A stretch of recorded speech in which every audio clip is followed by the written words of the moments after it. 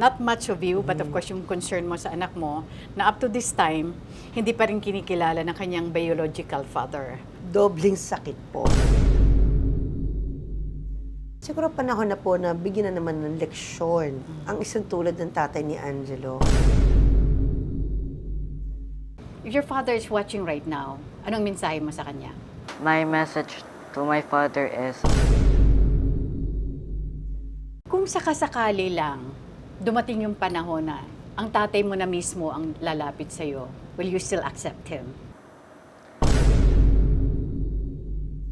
Hindi ko hahayaan na aapak-apakan o sasaktan lang ang anak ko.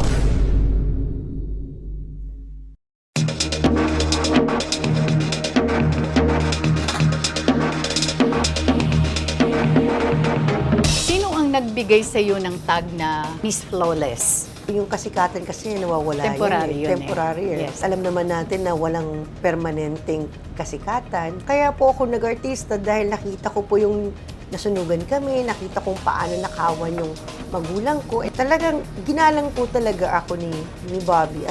Kasi walang nangyari, tita. Dahil he promised to my mom na ihaharap niya ako sa altar. Alagang may regalo.